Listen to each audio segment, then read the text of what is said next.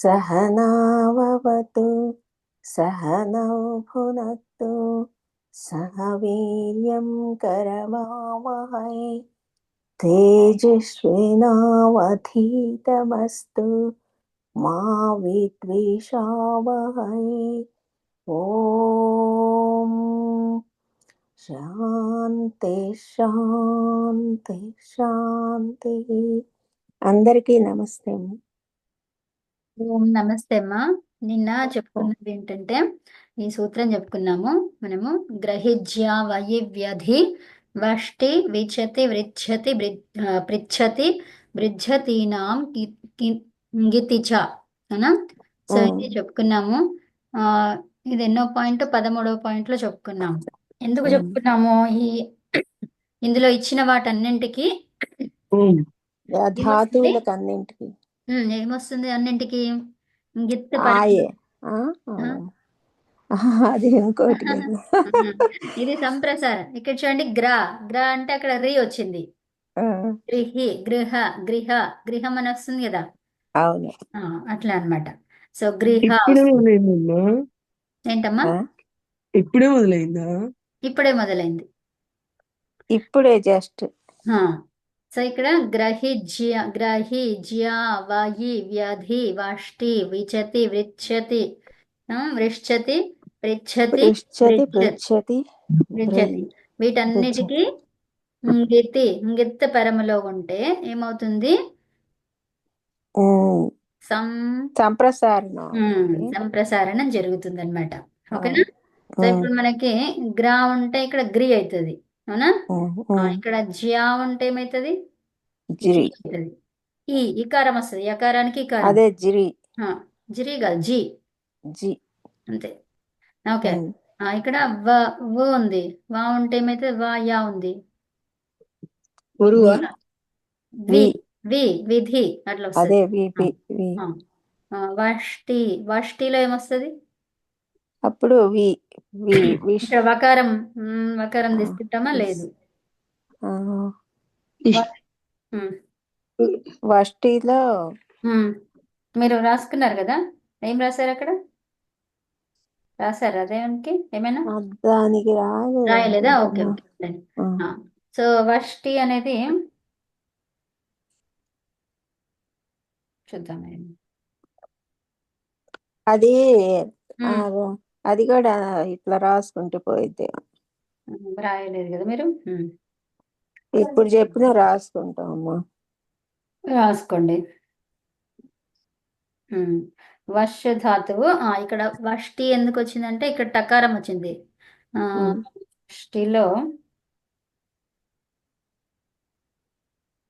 వష్టిలో సంప్రసారణం ఏముంది?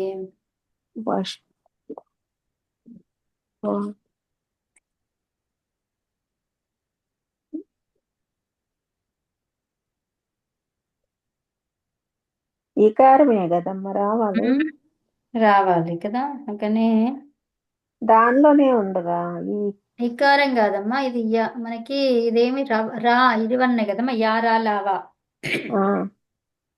వాటికి యారా లావా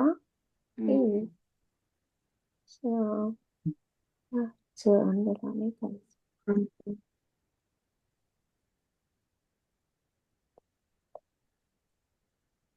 సంరక్షణం జరిగి మిగిలిన దాంట్లో కలిసిపోతుంది. సో ఇప్పుడు వర్ష అనేది వచ్చింది కాబట్టి ఉషిత వస్తుంది. ఏమొస్తుంది? ఇక్కడ ఊ వస్తుంది, అవునా? వాకి ఊ కదా, ఈ యాకి ఈ. సో విచతి ఇదేంటి? విచ్ ధాతువుకి ఏమైంది? విచ్చికి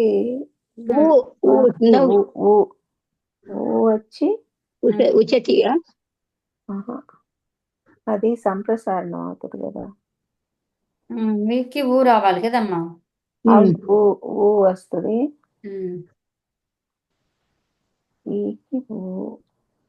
వకారానికి ఉకారం వస్తుంది అనమాట. సో అట్లా ఇక్కడ సంప్రసారణం జరిగేది అక్కడ ఆ ధాతువులో ఒకసారి అన్ని చెప్తే రాసుకుంటాము. దానికి వ్యచ్ అనమాట. అది విచతి అయింది, విచిత అట్లా అయింది అనమాట. ఉమ్. ఓకే. తర్వాత వృశ్చతి. వృశ్చతి ఏమవుతుంది? ఉచ్యతి. రుచ్యతియా రుచ్యతియా వృశ్చతి ఆల్రెడీ ఇచ్చేసిండ్రు ఇక్కడ. రుచ్యతి రుచ్యతి అమ్మా ఇక్కడ ఆల్రెడీ రుచ్యతి ఒక్క నిమిషం ఆగండి, ఇది ఆల్రెడీ ఇచ్చేసిండ్రమ్మా. ఇక్కడ రకారం ఉంటది, వ్రశ్చ అనే ధాతువు, వ్రష్ అనే ధాతువు, దానికి వృశ్చతి ఇచ్చేసారు ఇక్కడ. అంటే తర్వాత వృశ్చతి అవుతుందా అప్పుడు కాదా? అది ఇక్కడ ఇచ్చారు కదా, వృశ్చతి అదే ఇచ్చారు. వ్రీ ఇచ్చారు. ఓ, ధాతువు వేరు. పృచ్ఛతి. పృచ్ఛతిలో కూడా సంప్రసారణం జరిగి ప్రియ వచ్చింది. సో భృజ్యతిలో కూడా సంప్రసారణం జరిగి భృజ్యతి వచ్చింది. ఈ మూడిటికి వచ్చేసింది. ఇక్కడ ఇది బ్రస్జ్ అన్నమాట. ధాతువు ఏంటిది? బ్రస్జ్. బ్రష్. ఇక్కడ మీరు ఏం చేస్తున్నారు? మూల ధాతువు కనిపెట్టుకుంటున్నారు ఇక్కడ కొన్నిటికి. ఇక్కడ కొన్నిటికేమో సంప్రసారణం జరగక ముందు చెప్తున్నారు. జరగక ముందు ఇదేమో సంప్రసారం జరిగిన తర్వాత ఇక్కడ ఇచ్చారు. అవును.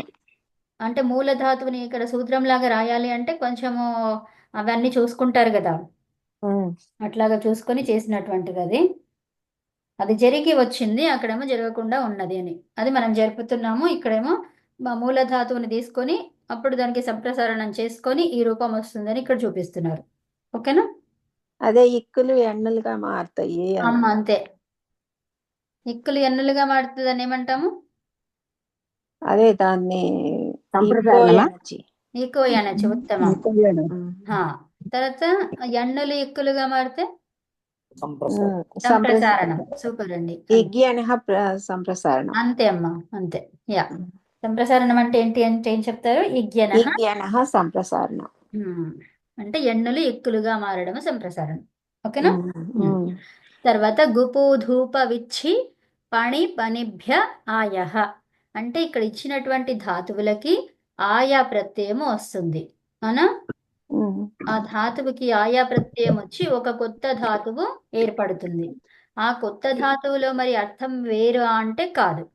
ఇక్కడ మనకి అర్థము ఆయా వచ్చినప్పుడు ఈ ధాతువుకి అర్థము వేరే అవుతుందా? ఇప్పుడు సన్నంతం వచ్చినప్పుడు ఏంటిది? మళ్ళీ మళ్ళీ అని చెప్తాము కదా. సన్ అంటే ఏంటి? ఇష్టపడే అర్థంలో. ఇష్టపడే అర్థంలో. యంగ్ అంటే మళ్ళీ మళ్ళీ అని కదా. సో ఒక పనిని మళ్ళీ మళ్ళీ చేయడం అట్లాంటి అర్థాలలో వస్తున్నాయి. సో ఇప్పుడు అది ఆయా అనేది వచ్చేసరికి మరి ఏమైతుంది అంటే ఏం కాదు, ఆ ధాతువు అర్థం ఏమైతే ఉందో అదే ఉంటదన్నమాట. అర్థమైనా? ఈ ఆయా ప్రత్యయం వస్తుంది కానీ ఆ ధాతువులో అర్థము మనకి ఇలా అదేంటి లట్లకారంలో ఎలాగైతే చేసుకుంటామో అట్లా ఇక్కడ వ్యవహరించడం అని ఉంది. వ్యవహరిస్తున్నాడు అనే ఉంటది, స్తుతిస్తున్నాడు అనే ఉంటది. ఓకేనా? అంటే మళ్ళీ మళ్ళీ స్తుతించడం అట్లా గానీ లేకపోతే వేరే అర్థాలు గాని వస్తున్నాయా అంటే ఏమి రావన్నమాట. ఓకే. విచ్ విచ్ విచ్ అనేది ధాతువు. ఇక్కడ మనకి చావత్తు లేదు కాబట్టి విచ్ విచ్ అని చెప్పాలి కదా. సో విచ్ ప్లస్ ఆయా. అవునా? ప్లస్ ఆయా అది ప్రత్యయము. ఒక ఆయా అనేది అదొక ప్రత్యయం. ఎలాంటి ప్రత్యయం అది? సనాది ప్రత్యయం. అవునా? అవునమ్మా. ఇక్కడ మనము భూపాదయో ధాతవ అని అప్పుడు భూ నుంచి అదేంటి ధాతువులు అవన్నీ అక్కడ నుంచి మొదలైనవి అని ఎలాగైతే చెప్పుకున్నామో ఇక్కడ సన్ ప్రత్యయాలు సన్న నుంచి మొదలైనవి. అందుకని సనాది ఏమంటాము? అవునమ్మా, ఆది ప్రత్యయం కదా. సన్ అనేది ఆదిగా ఉన్నటువంటి ప్రత్యయాలలో 12లో ఆయా ఒకటి ప్రత్యయం. ఓకేనా? సో ఇప్పుడు విచ్ యాక్చువల్గా ఓకే. అదే నిన్న మన శోభనాద్రి గారు ఆర్డర్ చెప్పారు కదా, అది ఎందుకు చెప్పారు అని అంటే ఆ ఆర్డర్లోనే మనం రాయాలి. ఎందుకంటే ఇక్కడ అదేంటి నేను అనుకున్నాను ఒక్క నిమిషం, అదేంటి సనాది అంటున్నాము అంటే ఆదిలో ఏది ఉంది అది అనమాట. దాని తర్వాత ఆర్డర్ అట్లాగనమాట. అంటే సెకండ్ ఎవరున్నారు, థర్డ్ ఎవరు అదే అనమాట. ఆ ఆర్డర్లో వాళ్ళు అది పెట్టినట్టున్నారు. సో నేను ఫస్ట్ ఏమనుకున్నాను, గుర్తు పెట్టుకోవడానికి కాతో ఉన్నవన్నీ ఒక దగ్గర రాసినట్టున్నారు అని ఫస్ట్ లో అనుకున్నాను. తర్వాత ఇప్పుడు అర్థమైంది ఏంటంటే అది కాదు, సనాది ప్రత్యయం అంటే ఆదిలో అది ఉంది.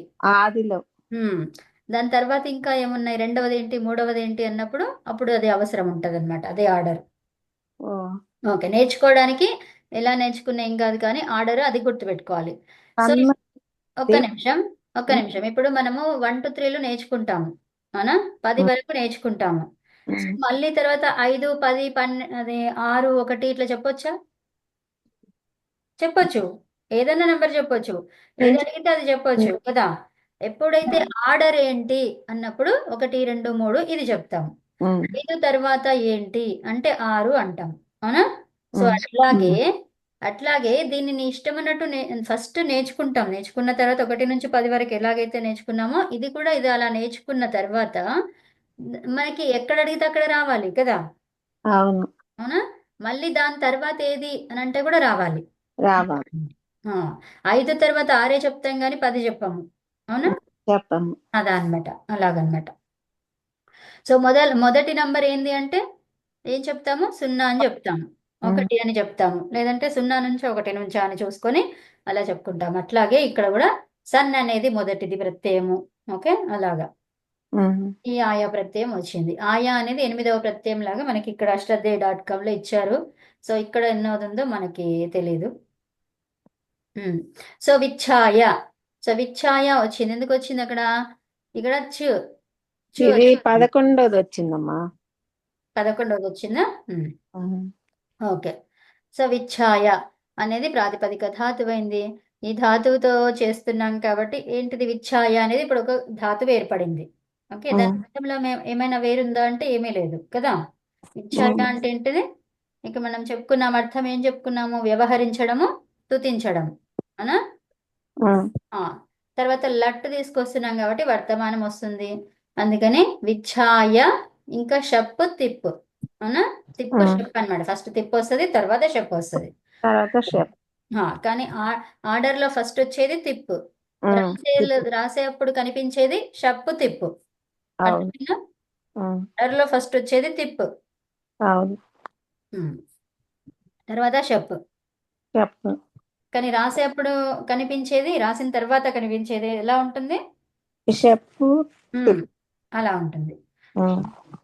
సో ఇప్పుడు షప్పుని దీన్ని ఏమనొచ్చు? షిత్ అనొచ్చు, పిత్ అనొచ్చు కదా. సార్వత్రిక ప్రత్యయం ఇది. ఇది సార్వధాతుక ప్రత్యయమా?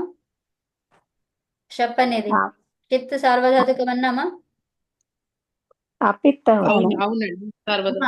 షిత్ అనగానే సార్వధాతుకం అని చెప్పండి అంతే. షిత్ అనేది సార్వధాతుకం అంతే. తర్వాత వికరణ ప్రత్యయము. అవునా? సో అది ఓకే. తర్వాత విచ్ఛాయ, తర్వాత ఆ ఉంది, తర్వాత తి వచ్చింది. ఇక్కడ ఆ ఇక్కడ ఉంది అంటే ఇది పదం కాదు. పదం అయితే వేరే సూత్రం వచ్చేది, పదం కాకపోతే వేరే సూత్రం వస్తుంది. పదం అయితే ఏమొస్తుంది, పదం కాకపోతే ఏమవుతుంది చెప్పండి. ఇక్కడ ఏమొచ్చింది మనకి? పదం వస్తే అకార సవర్ణ దీర్ఘం వస్తుంది. పదం కాకపోతే అతోగుణే. ఉత్తమం అండి. సో అట్లాగా సవర్ణాలు ఉన్నప్పుడు అలా వస్తుంది అనమాట. అవునా? ఓకే. విచ్ఛాయతి వెళ్తున్నాడు, వెళ్తున్నది అనే అర్థాలు వచ్చినాయి అనమాట.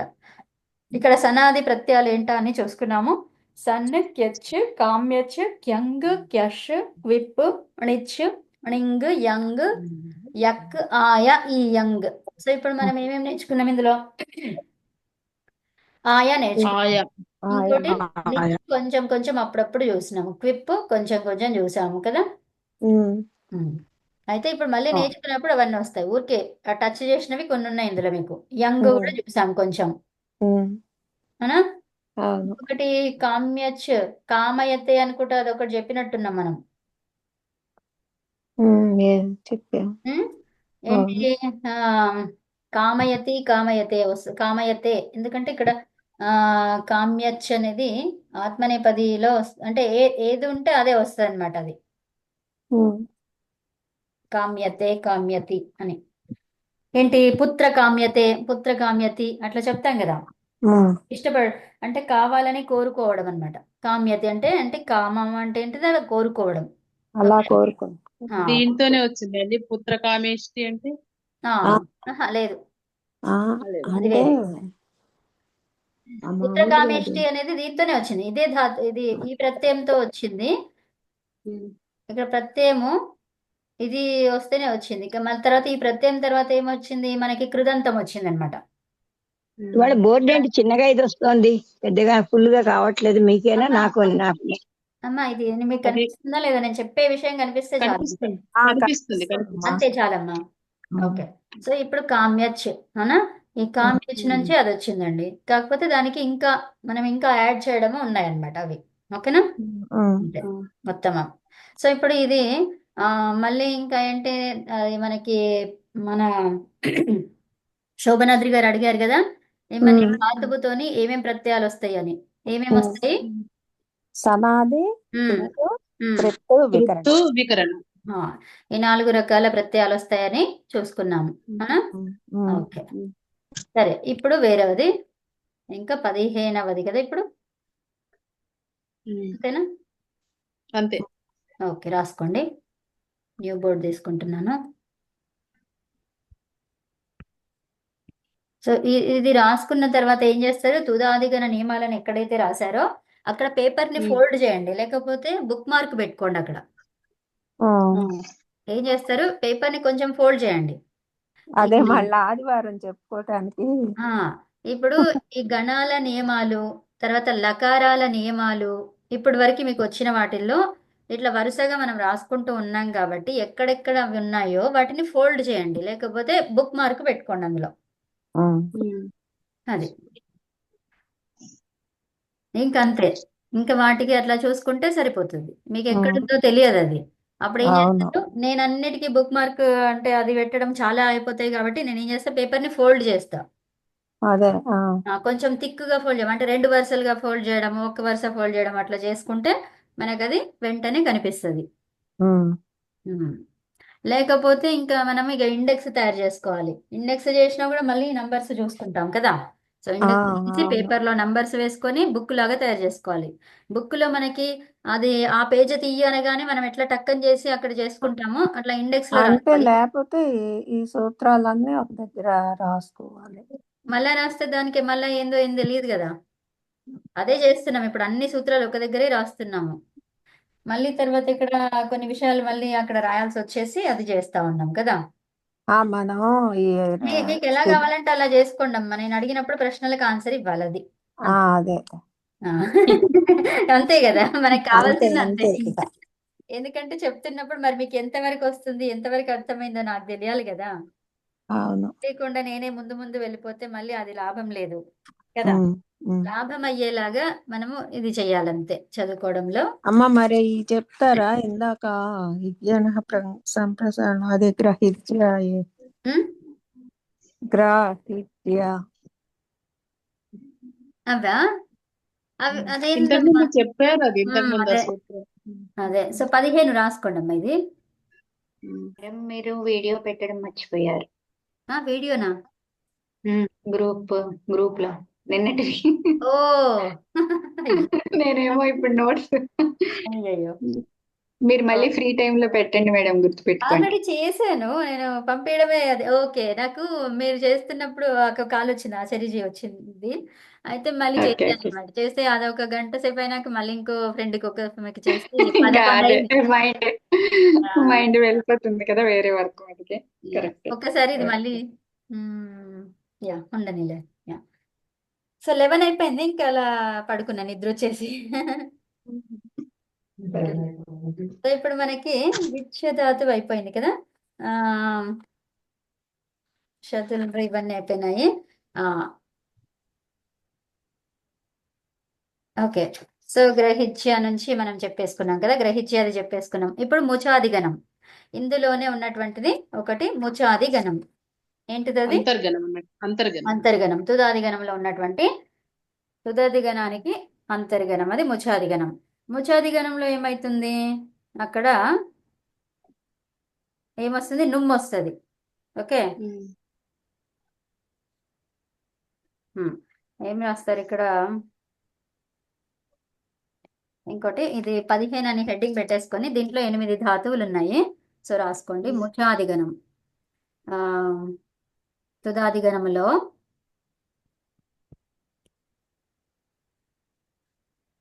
తుదాది గణానికి అంతర్గణము ముచాది గణం. ఇది ఒకటి అన్నమాట, ఒక టైప్. ఇది ఒకటి ఉంది, ఇంకా చాలా ఉన్నాయి దీంట్లో, అంటే 2-3 ఉంటాయి. సో దాంట్లో ఇది ఒకటి అన్నమాట. తుదాది గణానికి ఒక అంతర్గణము. ఒక అంతర్గణం, ఒక అని రాద్దామా? అంటే అందులో ఇంకా ఉన్నాయి కాబట్టి ఇదొకటే అనుకుంటే పరేషాన్ మళ్ళీ కదా.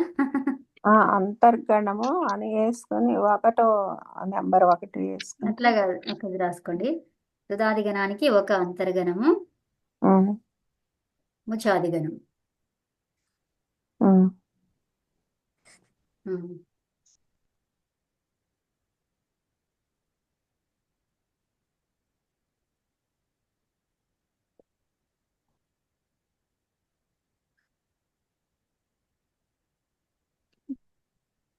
ఇంకా కవిత ఆ, ఈ తెలుగు రాసి ఉమ్. కనీసం ఒక 1970 తర్వాత తెలుగు ఎప్పుడు రాయలేదు, చదవడం చేయడం కానీ రాయలేదు. అవునా? మీకు ఎలా రాయాలనుకుంటే అలా రాసేయండి. Okay, it's okay. తెలుగు రాయడం రాదని కాదు, ఎందుకంటే వాళ్ళ దగ్గర నుంచి నేర్చుకున్న విద్య కదా, పోదు అంటే చెప్తాను. అదేలే, రాసుకోండి, అవును. అవునులే. మీరు ఒక అని రాస్తే చాలా బాగా పెద్దగా కనిపించింది ఆ ఒక. కాదు, మీరు తెలుగులో రాయట్లేదా? అంటే తెలుగులో రాస్తున్నాను, ఇప్పుడు చెప్తున్నాను. అలవాటు అలవాటు పోయిందని అంటున్నట్టున్నారు. ఇప్పుడు నేను తెలుగు సబ్జెక్ట్ చెప్తున్నా కదండి, ఇక నాకు రావాల్సిందే. అదే మీరు ఆ ఒక అని చూస్తే నాకు చాలా వింతగా అనిపించింది, అందుకు అన్నాను. అదే ఆదిగణానికి ఒక అంతర్గణము, ముచాదిగణము. అయితే దీనిలో అంటే ఏంటిలో, దేని గురించి మాట్లాడుతున్నట్టు? ముచాది. ముచాది ఆ, ఇక మళ్ళా ముచాదిగణంలో అని రాసే అవసరం ఉండదు, మీకు అర్థం కావాలి అది కదా. దీనిలో ఏంటి, 8 ధాతువులు ఉన్నాయి. 8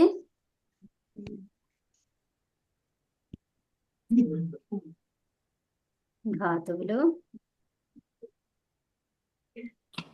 ఉన్నాయి. వీటన్నిటికీ నుమ్మాగమం వస్తుంది. 8 ధాతువులు ఏంటో ఇక్కడే రాద్దామా? ఇక్కడే రాస్తుంటే రాసుకోండి. అవి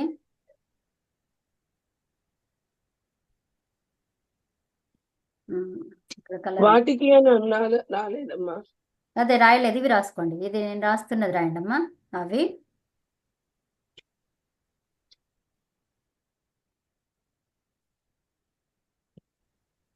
ముచిల్రి, మోక్షణే.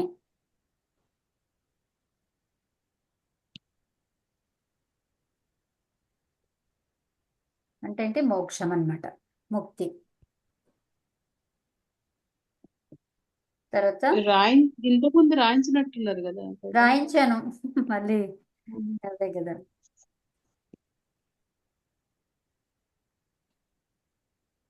లిపిల్రి ఛేదనే.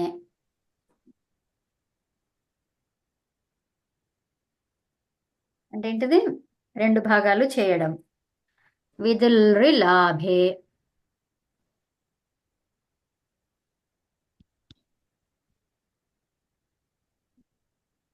విదుల్రి లాభే.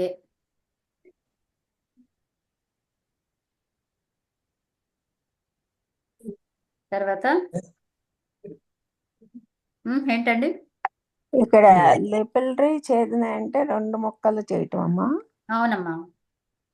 అంటే మీరు రాయించారంటే అప్పుడు మీతో పాటు ఒక్క ఇందిరా గారి నుండి మీరు రాయించారేమో. లేదు, మీరు బుక్ లో వెనక్కి చూడండి, మీకు కూడా అదే కదా. అందరూ రాసుకుంటాంలేండి. అది రాసుకోండి.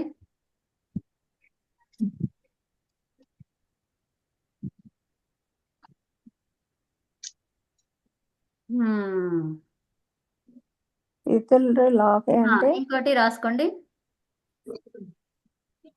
దీనికి అర్థం విదుల్రీ లాభే అంటే చెప్పండి మీరే. లాభం చేకూర్చడం. అంతే అమ్మా, లాభం పొందడం,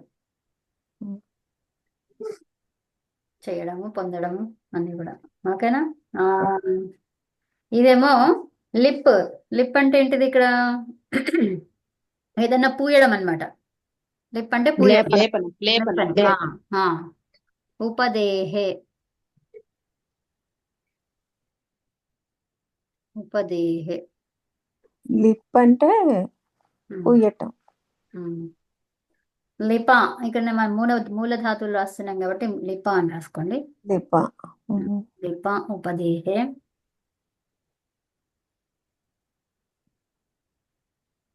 రాసారా? షిచక్షరణే షీ షిచ తడపటం. మూర్ధన్యచ. షిచ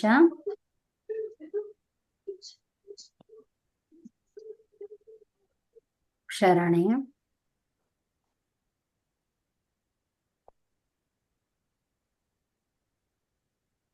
శిక్షణ అంటే తడపడం. తడపటమే కదా. అంతే. తడపడం. తర్వాత కృతి ఛేదనే ప్రీతి. ఛేదించడం.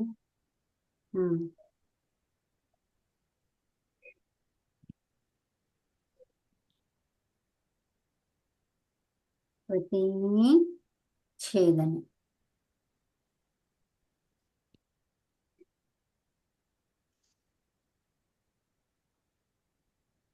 ఛేదించటమేనమ్మా. అవునమ్మా. తర్వాత ఖిద ఖిద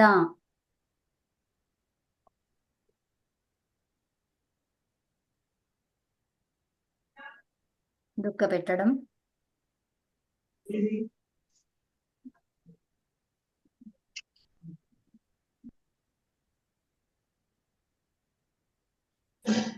ఖిద పరిఘాతే ఏమంటాం దీన్ని?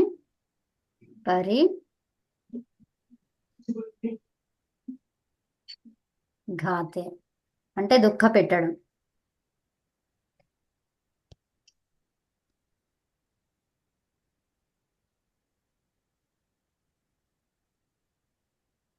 ఓకేనా? తర్వాత పిష అవయవే పిష పిష పిష షా అంట. ఓకేనా? షా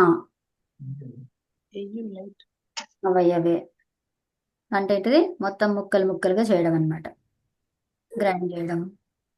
పిష అవయవే.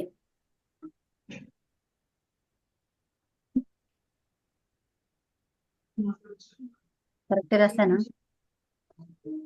అవయవే కరెక్ట్ రాస్తానా? ఓకే. ఏంటిది? ముక్కలు ముక్కలుగా చేయడం.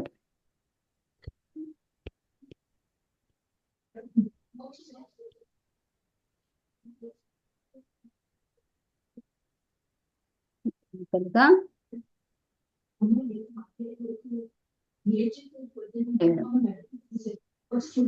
ఓకేనా?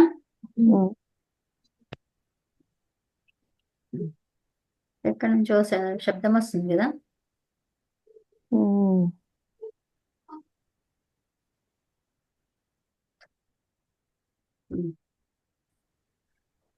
సో ముక్కలు ముక్కలుగా చేయడం అన్నమాట. ఈ అన్ని ధాతువులకి ఏమన్నాము? నుమ్ వస్తుంది అన్నాము.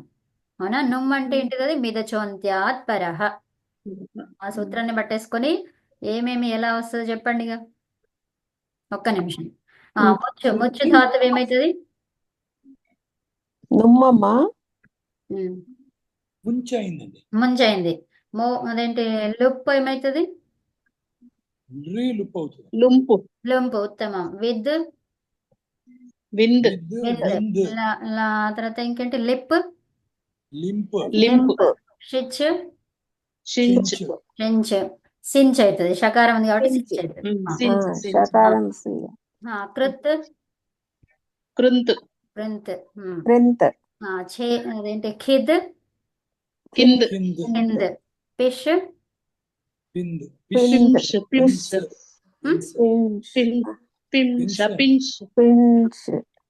అది షకారానికి ఏది? అది అవర్గం కదా, ఎలా చెప్పాలి? సో కాబట్టి మకారం అట్లాగే చెప్తాం. పిమ్ అది కవిత. ఇది ఒక్కటి అర్థం కాలేదమ్మా. షిచ్కి ఉమ్, సకారం అవుతుందా, దంత సకారం అవుతుందా? అవునమ్మా ఆ, లేదా?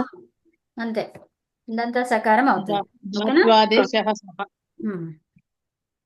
ధాతువుకి ఆదిలో షకారం ఉంటే సకారం మారుతుంది, దంత సకారం మారుతుంది అనమాట. ఓకేనా? మూర్ధన్యం ఉంటే దంతము మారుతుంది. సో అవి అని రాశారు, దానికి పైన ఏమైనా రాశారా? నుమ్ము వస్తుందని రాశారా లేదా? రాయలే కదా, ఇప్పుడు రాయండి. రాయలేదమ్మా. వీటన్నిటికీ అయ్యో నుమ్మ చెప్పారు ఆగమం మేడం, ఈ రాశారు, అన్ని చెప్పారు ధాతువులకు చెప్పారు. నుమ్మ ఆగమం వస్తుందని చెప్పారు. చెప్పారులే, చెప్పారు. రాయలేదు.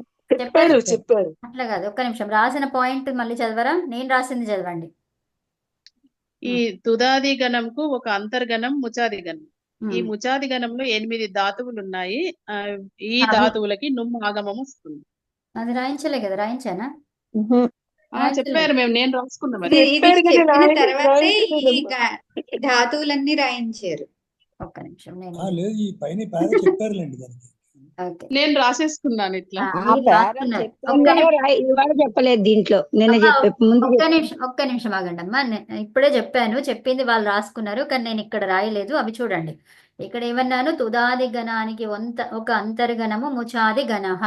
దీనిలో 8 ధాతువులు ఉన్నాయి అనగానే దానికి నుమ్ము వస్తుందని చెప్పలేదు ఫస్ట్.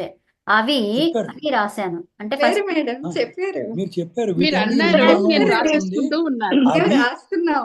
నేను అదే. అడిగాను కదమ్మా, ఒక్క నిమిషం నేను ఆగండి. అడిగితే తర్వాత చూద్దామన్నారుగా, నేను అడిగాను. ఒక్క నిమిషం ఆగండి అమ్మా, చెప్తా వినండి. సో ఏమన్నాను? అవి అన్నప్పుడు ఇవి ధాతువులు రాసినాక అది రాద్దామని అన్నాను, మీరు రాస్తున్నారు అదే అంతే. అంతే. ఇట్స్ ఓకే, నేను రాస్తా ఇప్పుడు. ఇక్కడ మీరు రాశారు కాబట్టి ఊరుకోండి. రాసిన వాళ్ళకి రాసే పని లేదు, రాయని వాళ్ళు రాయండి ఇప్పుడు, అంతే. ఉమ్. ఇవి మళ్ళీ ఒకసారి చదవరా అమ్మగారు? అమ్మ తర్వాత అది చదివేది, ఇప్పుడు ఒకసారి రాసుకోండి. ఏంటి చదవమంటున్నారు? తప్పు రాసుకున్నారో చూసుకుంటారా? ఇవి ఈ ధాతువులు 8 ధాతువులు ఒకసారి చదవరా? ఓకే, ఎవరన్నా చదవండి రాసుకున్న వాళ్ళు. ముచ్చాలి. ఏం చదువుతారు? నేను చదవండి. చదవనా? ఎవరు? ముచ్చల్రు ముచ్చల్రి మోక్షణే. ముచ్చల్రి మోక్షణే. ఉమ్. లుప్పిల్రి లుపల్రు ఒక్క నిమిషం చీదని. ఆగండి, వారు రాసుకుంటున్నారు కాబట్టి మళ్ళీ తప్పులు కాకుండా అనంత్ గారు ఒకసారి చదవండి. మనం ప్రాక్టీస్ కి తర్వాత చేద్దాము. ఓకే, అనంత్ గారు చదవండి. ఇప్పుడు మొదటిది ముచ్చల్రి ఉమ్, మోక్షణే. ఉమ్. తర్వాతి లుపర్లి ఛేదనే. అమ్మా రాసుకోండి అది. తర్వాత విదిల్రి ఉమ్. లాభే. తర్వాత లిపా ఉపదేహే. లిపా ఉపదేహే. తర్వాత షిచ్చే. అది లిపాం వస్తుందా? లిపావే. లిపా అంటే అక్కడ లిపా అంటే అన్నాసికం. పైన ఇది అన్నాసికం. పెట్టాలి, లిపాయ్. అన్నాసికచ్చు. లిపా అన్న అన్నాసిక పలికేది ఒకసారి లిపా మళ్ళీ. లిపాం లిపాం లిపా. లిపాం. ముక్కుతో అంటే పలకండి. ముక్కుతో లిపాం. పలకండి. మకారం రావద్దమ్మా. మకారం ఎందుకు వస్తుంది అక్కడ? లిపా. లిపా. ఉమ్. లిపా. నాసికతో పలకండి. లిపాం. లిపా. లిపా. ఉపదేహే. ఉమ్. తర్వాత షిచ్చ. ఉపదేహే. తర్వాత షిచ్చ. షిచ క్షరణే.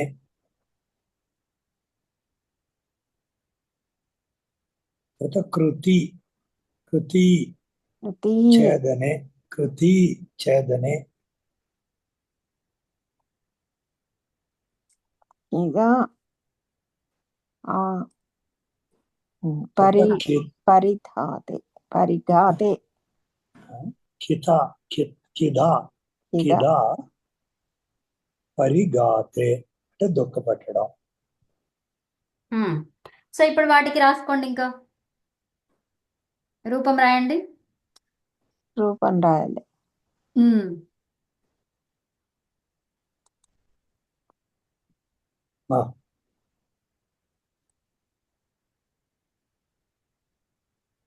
ముచ్చల్రు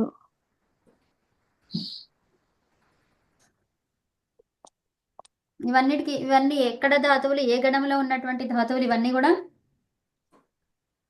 ముచాది గణ ధాతువు. తుదాది తుదాది గణం. అంతర్గణం పైననే ముచాది గణం. పైననే మనం రాసుకున్నాం కదా. అవునండి. కాబట్టి అంటే తుదాది గణంలో ఉన్నటువంటి ధాతువులే కానీ ఒక సెట్టుగా ఉన్నాయి ఇవి. అందుకని వాళ్ళు ఏం చేశారు, ఒక గణం కిందికి పెట్టుకున్నారనమాట. అర్థమైందా?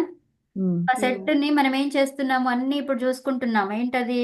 భ్వాది గణం అని అలా ప్రతి ఒక్కదానికి గణం చేస్తున్నాం. ఎందుకు? అవన్నీ ఒకేలాగా ప్రవర్తిస్తున్నాయి, అక్కడ ఒకటేలాగా ఉంటుందన్నమాట. అవన్నింటినీ ఒక పక్కన గ్రూపులుగా చేశారనమాట. ఒక్కొక్కటి ఏదేదైతే దానిలాగానే ఉంటుందో వాటన్నిటిని ఒక గ్రూప్ లాగా చేశారు. ఇక్కడ అన్నిట్లో మీరు చూసారు ఏమని, నుమ్ అనేది వచ్చింది అక్కడ. అవునా? నుమ్ అనేది ఏంటిది? మకారం ఎత్తైనటువంటిది. కాబట్టి అవన్నీ కూడా ఇందులో ఉన్నాయన్నమాట. ఇవి రాకపోయినా కూడా ఈ ధాతువులకి వస్తాయి. అర్థమైందా? స్పెషల్ గా ఉన్న ధాతువులను మనం చెప్పుకుంటాం కదా. సో అట్లా కొన్ని ఉన్నాయనుకోండి, ఒక 10 అట్లా 5 అట్లా ఉన్నాయనుకోండి, అప్పుడు ఒక గణంగా పెట్టేస్తారు. ఒక 2 అట్లా. అర్థమైందా? అది.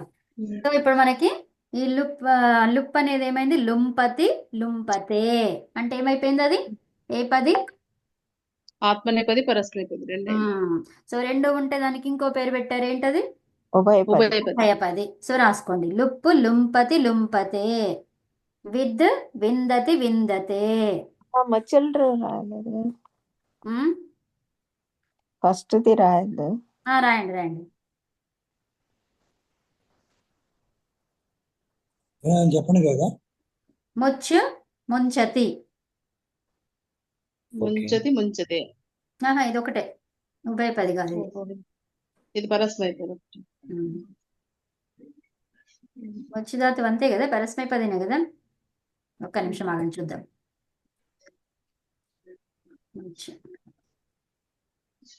ఇది కూడా ఉభయపదినే, ఉభయపదినే రాసుకో. ఉభయపదినేనా? అవునమ్మా. ముంచతి ముంచతే. ఓకేనా? అక్కడ నకారం వస్తుంది కదా. పంచమాక్షరం రాయండి అంతే ఇక. ఓకే. ఓకే అండి. అది వర్గీయ అక్షరం అయితే పంచమాక్షరం రాయండి. వర్గీయ అక్షరం కాకపోతే ఏం చేస్తారు? అదే 0 పెడతారు మకారానికి. ముచ్చు ప్లస్ నుమ్ము తీతే. అవునా? ఇక్కడ కిందనే రాస్తాను. ముచ్చు అనేది ధాతువు అయితే, ఇప్పుడు మనకి అనుబంధ లోపం చేసిన తర్వాత ముచ్చు మిగిలింది. అవునా? ముచ్చుకి ఏమొస్తుందని చెప్పాము మనము? నుమ్ము వస్తుంది. ముచ్చు తర్వాత నుమ్ము ఆదేశం వస్తుంది దీనికి. ఇక్కడ మనం ఏం రాస్తాము? తీతే. ఇక్కడ మీరు రాయించింది దొరికింది కవిత గారు. అదే చదవాలి ఒకసారి. చదవండి. ఇప్పుడు వద్దులే, ఇంకా ఇది చేసుకున్నాం కదా. సో ఇక్కడ మనకి ముచ్చు ధాతు వచ్చింది కదా. ఇప్పుడు నుమ్ము ఆగమం రావాలి. మనం ఇప్పుడు చెప్పుకున్న దాని ప్రకారం ఏం రావాలి? నుమ్ము ఆగమం.